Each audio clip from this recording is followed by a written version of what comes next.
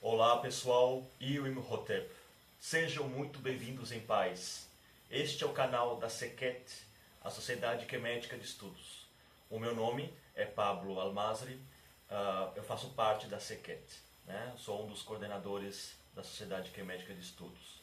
Que aliás, em breve, sairá um site onde teremos disponibilizados todos esses vídeos, mas ainda com 1 milhão de artigos, né? Materiais interessantes sobre quemetismo, egiptologia e muito mais. Bom, para fechar um pequeno merchandising aqui, temos uma página no Facebook com o mesmo nome, SEKET. Tá como SEKET KMT. Clica lá e tem notícias e conteúdos, tudo referente ao quemetismo também, tá? E que é replicado nos demais grupos, como na Confraria Quemética, o Quemetismo Brasil, o Quemetismo Brasil, Grupo Nacional, ok? Bom, eu queria agradecer também as curtidas, as visualizações e também, se você quiser deixar comentários, deixa ali que a gente vai responder tudo na medida do possível, ajudando a gente a divulgar esses conteúdos, ok? Bom, no vídeo anterior, no vídeo de número 5, nós falamos sobre as tradições ancestrais africanas, que tiveram, e claro, vão continuar a ter, um papel, uma força viva dentro da vivência quemética.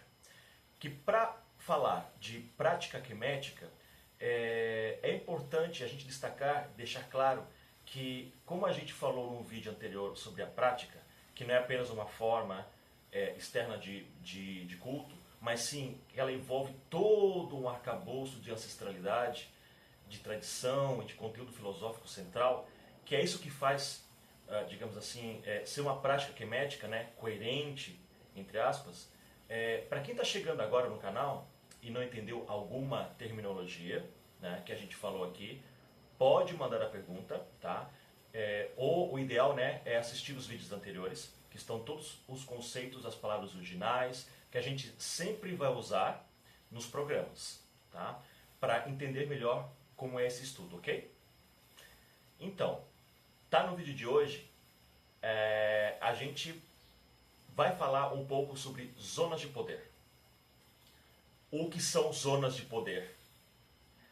As zonas de duplo poder, que a gente chama originalmente, ou como elas eram chamadas em Kemet, bem, zonas de poder eram chamadas no egípcio antigo de Henti, que significa dual, duplo, aquilo que tem dois lados de um mesmo espaço, certo?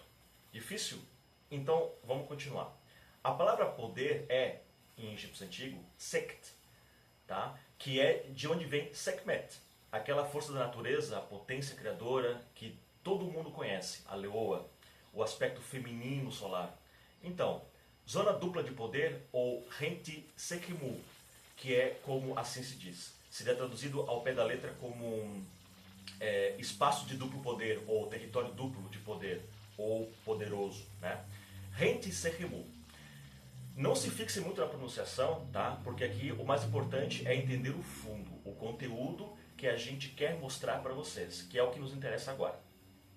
Ok, então, em África, e assim a gente retoma de novo a discussão sobre as origens mais remotas do quemetismo, a gente pode ver em culturas atuais, como os territórios mais ocidentais da África, que pode começar ali pela costa oeste da África, com os mitos de Ilê Ifé, que significa Ifé. A palavra Ifé seria expansão, ou seja, Ilê Ifé é a casa da expansão, que significa que a cidade ou espaço sagrado é em si o ponto inicial, o ponto zero de toda a cultura. E nesse caso, estamos falando da cultura Yorubá.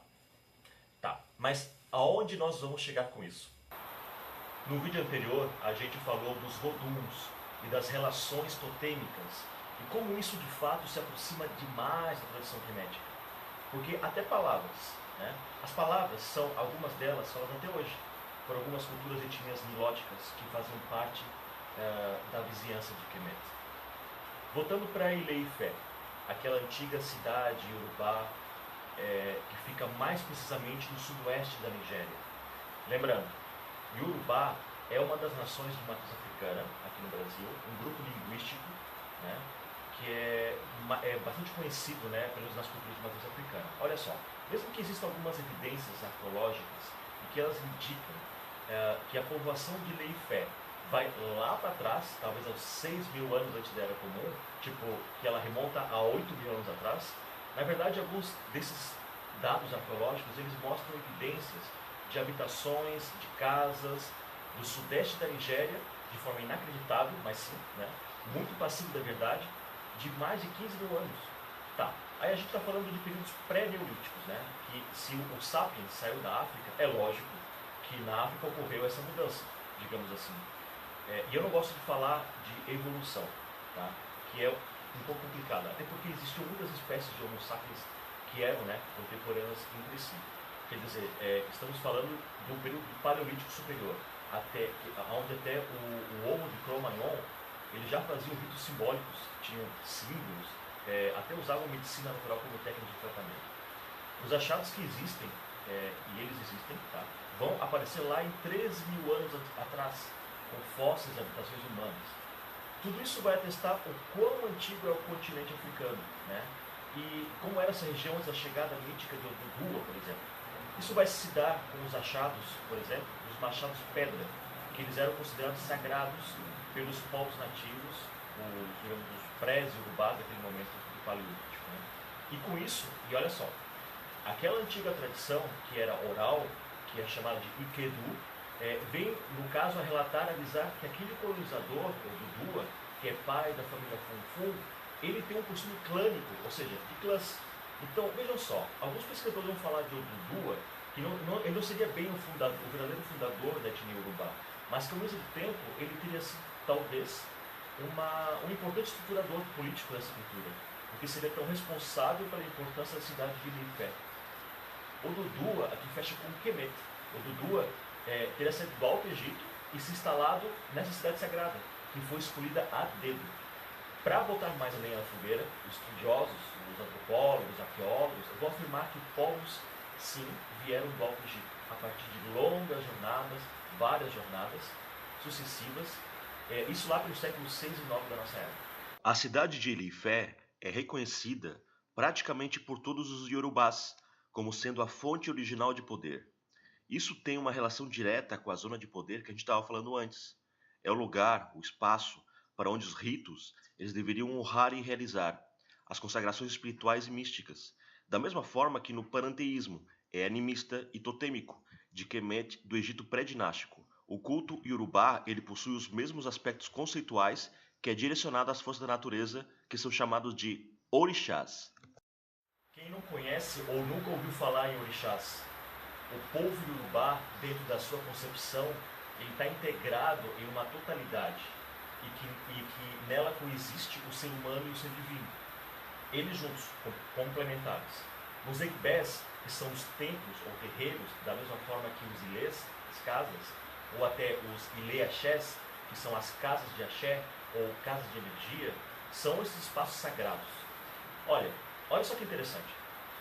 E o espaço de duplo poder, onde é que fica? Ali na língua Fon, o nome de casa é Kue, que é muito parecido ao que a gente viu antes com a ideia de totêmica, que o povo Dinka que utiliza como Kua, que é muito parecido e quase igual ao Kau, né? Que é o conceito de comunidade ancestral, um grupo de espíritos de uma mesma família.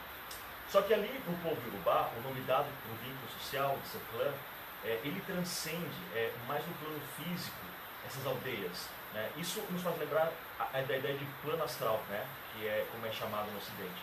Ele resgata essa ideia da dualidade que existe entre o mundo terreno, né?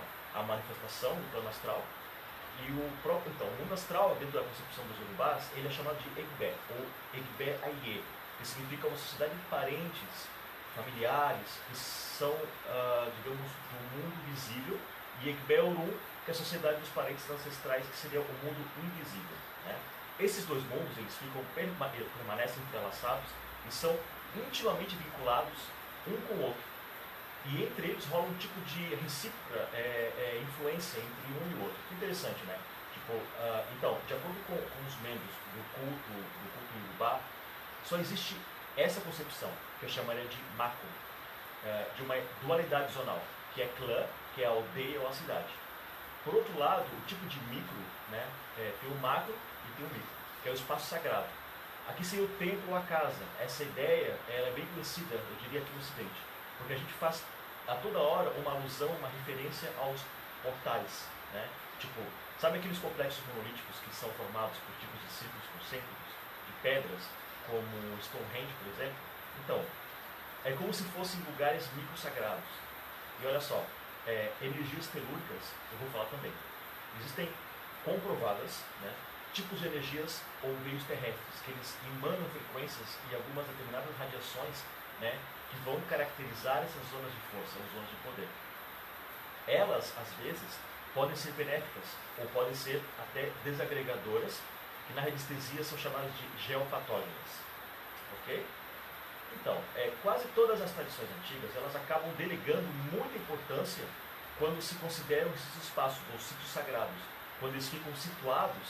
Nesses encontros de forte atividade telúrica, de forte concentração de energia, e é assim mesmo que a gente percebe, por exemplo, nos monumentos megalíticos, nas pirâmides, nos templos, dentro dos templos e nas cidades. Vejam que esses espaços eles foram reconhecidos e utilizados desde lá na pré-história. Olha só, a força disso, a concentração de energia, às vezes em alguns lugares eles são chamados de sendas draconianas, como é o caso na China. Então, veja a importância, né, desse estudo.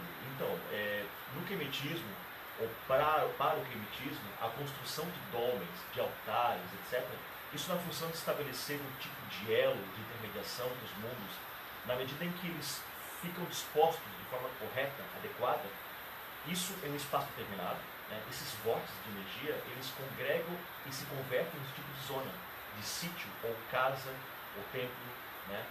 Aí é que o Rentiu Sekimo, a zona dupla de poder, entendido dessa forma, né? Veja que a gente faz uma viagem longa lá no passado para justificar certos conceitos e entendimentos.